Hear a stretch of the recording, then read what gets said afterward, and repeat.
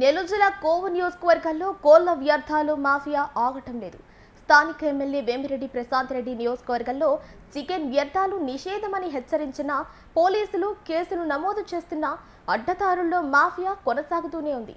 బుచ్చిరెడ్డిపాలెం మండలం కాగులపాడు పెనుపల్లి మార్గం మధ్యలో అక్రమంగా తరలిస్తున్న 2 కోళ్ల వ్యర్థాల వాహనాలను ఎస్ఐ సంతోష్ రెడ్డి పట్టుకుని వ్యర్థాలను నిర్వీర్యం చేసి వాహనాలను పోలీస్ స్టేషన్ కు తరలించి కేసు నమోదు చేశారు. అనధికారికంగా కోళ్ల వ్యర్థాలను అక్రమంగా తరలిస్తే కఠిన చర్యలు తీసుకుంటామని ఆయన హెచ్చరించారు.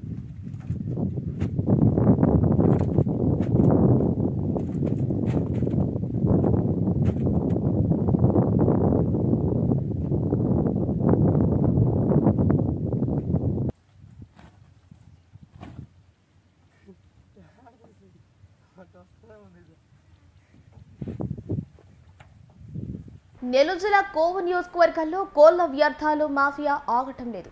స్థానిక ఎమ్మెల్యే వేమిరెడ్డి ప్రశాంత్ రెడ్డి నియోజకవర్గంలో చికెన్ వ్యర్థాలు నిషేధమని హెచ్చరించిన పోలీసులు కేసులు నమోదు చేస్తున్న అడ్డదారుల్లో మాఫియా కొనసాగుతూనే ఉంది.